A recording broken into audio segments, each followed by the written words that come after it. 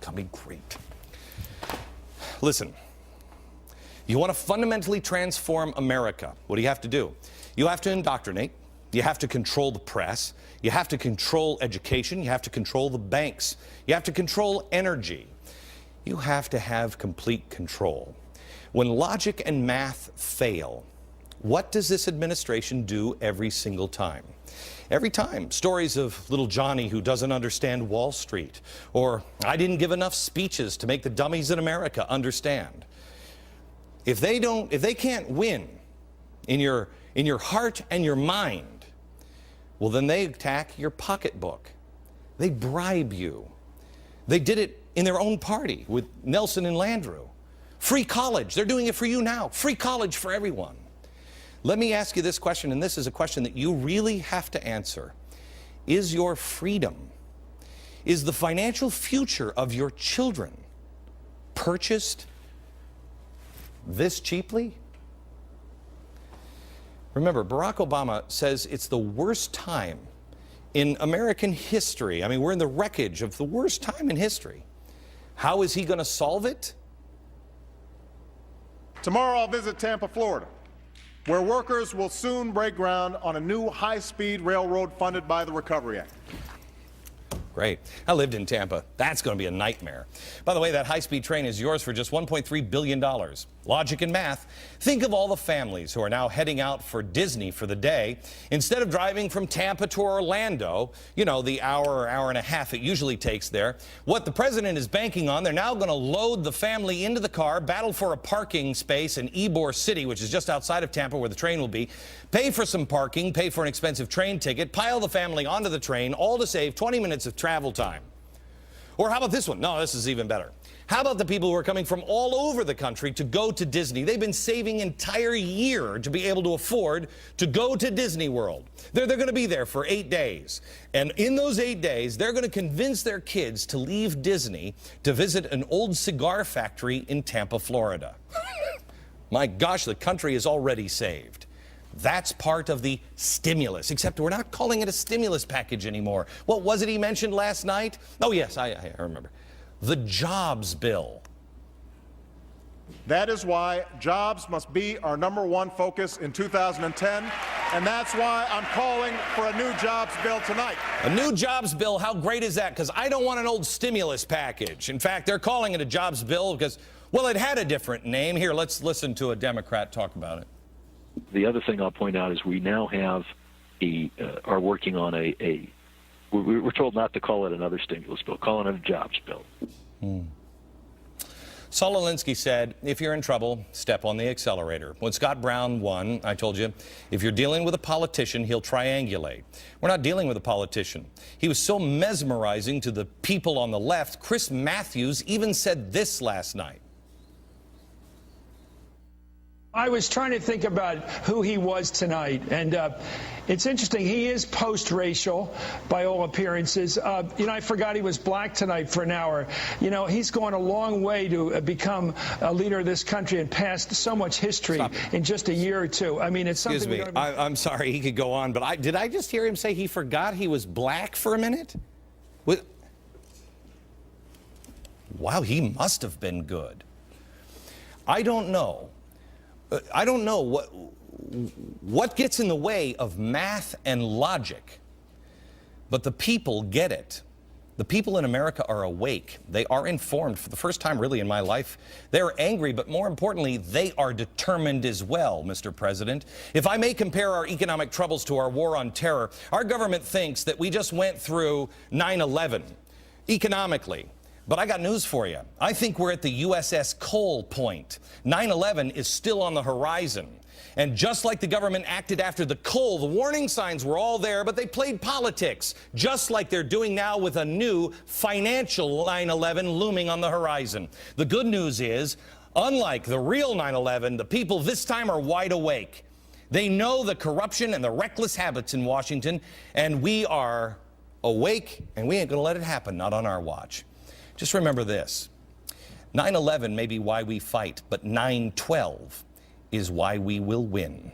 The paradigm has changed.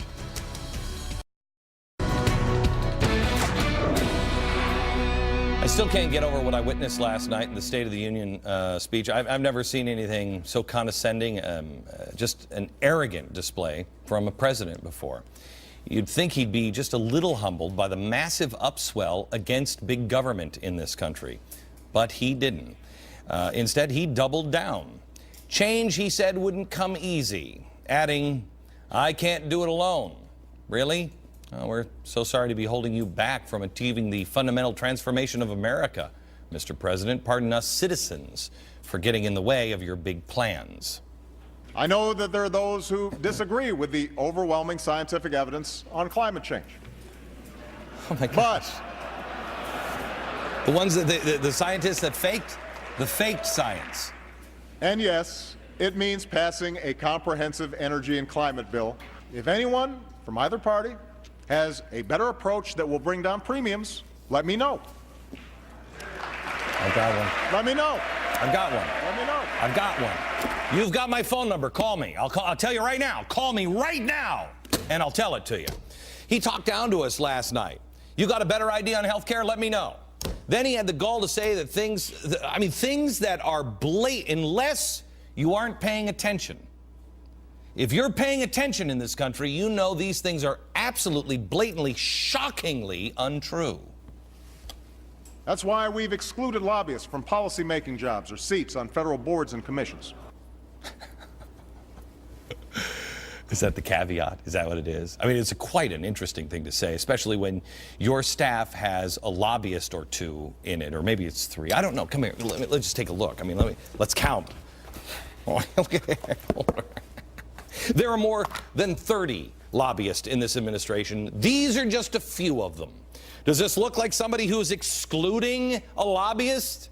He actually said this. This was a campaign promise that he said he was going to make. He broke it over and over and over again. And those of us in the media who are honest about our work, we noticed when he broke this campaign promise. Did you notice the little caveat there? He said it with a straight face. How does the man sleep at night? He said some of the most amazing things I've ever seen a president say in the State of the Union, including calling people out like me and Bill O'Reilly. The president decided he was going to lash out as well, and this was horrifying, to the Supreme Court, who recently dealt a setback to McCain-Feingold. Here's what the president said. Last week, the Supreme Court reversed a century of law that I believe will open the floodgates for special interests, including foreign corporations, to spend without limit in our elections.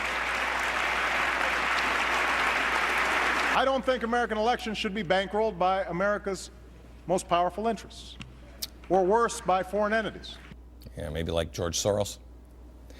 This is the Supreme Court of the United States. Look what he's doing here. FDR did it. They rule on something and say it's unconstitutional. He says, I don't really care. I'm going to fight you. I'm going to go around you. I'll do whatever I have to do. Well, let me ask you this. You see what happened with Judge Sam Alito? He reacted by shaking his head and mouthing the words, not true. It's not true. And now he's getting ripped apart. The judge is. For being invited into a house and then, but the people who say, you know, I'm going to invite you in and you have to say there, nail your hands to your legs, don't react, don't do anything. And by the way, I'm just going to insult you to your face and demean you. You know what? When Joe Wilson yelled out, I thought it was wrong. I talked about it on this program. I didn't think it was the right thing to do. Decorum, for the love of Pete. We're not England. But Alito didn't do anything wrong here. It's not the same thing. And in response to his bipartisan commission, Obama wanted to create on the deficit. Well, that got voted down. The Senate didn't like that one. But listen carefully, America. It's what we told you was coming back last spring. Listen to Obama's response. Yesterday, the Senate blocked a bill that would have created this commission. So I'll issue an executive order that will allow us to go forward, because I refuse to pass this problem on to another generation of Americans. Just want to make sure you understand. Remember the math that I showed you? They can't. Republicans can't stop or block anything. The Republicans don't have the power. They're in my grandma's coffee can. This is supposed to be the three equal branches of government, but one seems to be more equal than the other. You tell me which one is still standing. You saw a bully last night. pushing around the Supreme Court, lying about lobbyists, and announcing if he needs to, he's just going to go right around. I'll go around Congress, I'll executive orders, I'll go around the Supreme Court. You've made yourself irrelevant. Irrelevant. You are irrelevant, Congress is irrelevant, the Supreme Court is irrelevant. Be careful. We've got a revolutionary on our hands, I believe. Back in a minute.